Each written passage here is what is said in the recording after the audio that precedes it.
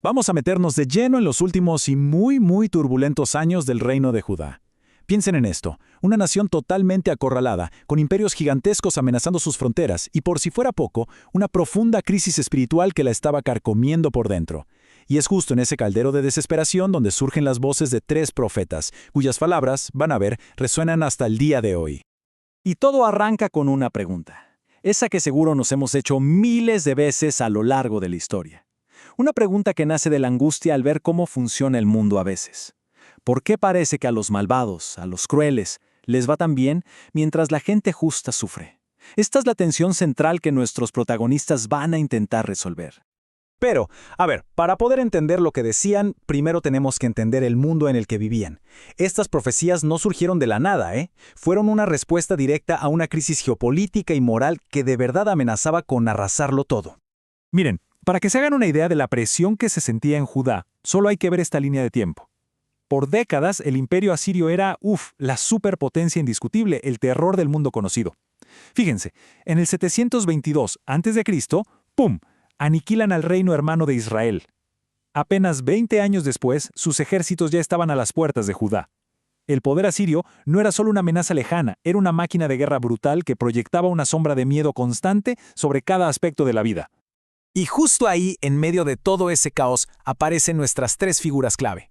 Y no son solo nombres en un libro de historia, no. Eran personas de carne y hueso, lidiando con las preguntas más fundamentales de su tiempo. Y la verdad, también del nuestro.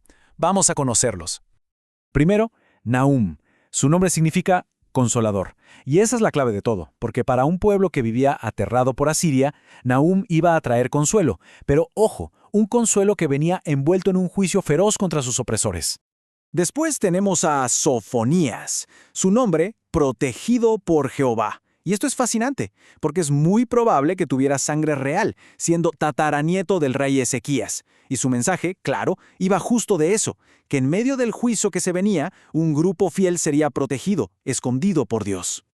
Y por último, Habacuc. Su nombre, que significa el que abraza o abrazador, describe a la perfección su viaje espiritual. Porque Habacuc no se limita a predicar, no, él lucha, cuestiona y al final abraza una fe súper difícil en medio de toda la confusión. Lo que hace que Habacuc sea tan impactante es que su libro no es un monólogo de Dios, es un diálogo, una conversación cruda, súper honesta. Y antes de preocuparse por los enemigos de afuera, él mira la corrupción adentro, en su propia gente, en Judá, y le grita a Dios, básicamente lo desafía a que le explique por qué permite tanto mal en su propio pueblo. Es una de las confrontaciones más intensas de toda la Biblia.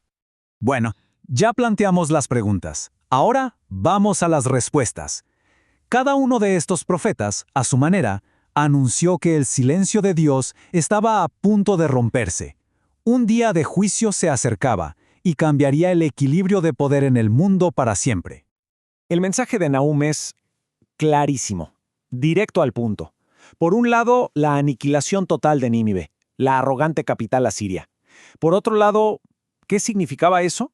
Consuelo para Judá. Imaginen lo que era escuchar eso, el alivio psicológico de saber que la superpotencia que los aterrorizaba no era invencible. La justicia, aunque tardara, iba a llegar. Y para que nadie piense que este juicio era una exageración, la crueldad de los asirios era cosa seria, era legendaria. Su último gran rey, Asurbanipal, era un verdadero maestro del terror. Las crónicas cuentan cosas terribles, como que forzó a un príncipe a llevar la cabeza cortada de su rey como si fuera un collar, o que desollaba vivos a sus enemigos. Hasta llegó a cenar con la cabeza de otro rey colgada cerca, como si fuera decoración. El juicio de Nahum no era contra un simple adversario, sino contra una maldad visceral. Pero cuidado, el juicio divino no solo miraba para afuera. Sofonías advirtió sobre el día del Señor, y esto es súper importante. Este día no era solo para los enemigos de Judá, sino también para la propia nación, que se había corrompido. Iba a ser un día de desolación para los injustos, sí, pero también de purificación. De las cenizas, un remanente fiel, humilde y justo sería restaurado. Era una promesa de esperanza justo en medio de la advertencia.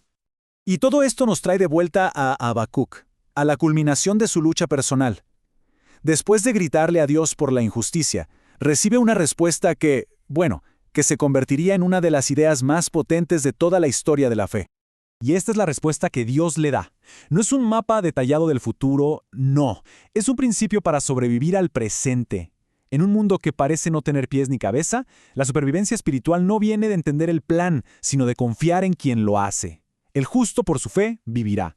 Así de simple y así de profundo. Y el poder de esta idea se ve en su increíble impacto. No fue una frase que se quedó ahí olvidada. El apóstol Pablo la tomó y la convirtió en la piedra angular de su teología. La vemos en Romanos, la vemos en Gálatas. El autor de Hebreos también la usó para darle fuerza a los creyentes que sufrían persecución. O sea, una sola frase de un profeta en crisis se convirtió en el corazón del mensaje cristiano. Pero el viaje de esta frase no termina ahí. Avancemos siglos en el tiempo. Un monje, Martín Lutero, en plena crisis personal de fe, redescubre este verso. Y esa verdad de Habacuc, el justo por la fe vivirá, se convirtió en el grito de guerra de la Reforma protestante, cambiando para siempre la historia de Occidente. Por eso a Habacuc a veces le dicen el abuelo de la Reforma. ¡Imagínense! Entonces, ¿por qué seguimos hablando de estos profetas después de más de 2500 años? Pues porque sus luchas, sus preguntas, en el fondo, son las nuestras. Al final, si juntamos los mensajes de Nahum, Sofonías y Habacuc, llegamos a esto. La fe no significa no tener dudas, sino confiar en medio de ellas. Es la convicción de que, aunque el mundo parezca un caos y la justicia se tarde, se puede confiar en el carácter de Dios, incluso cuando no entendemos nada de su plan. Y así, este viaje por textos tan antiguos nos deja con una pregunta que es súper actual. En nuestros propios momentos de crisis, cuando la justicia parece lejana, ¿cómo se hace para sostener la fe? La respuesta de estos profetas es radical.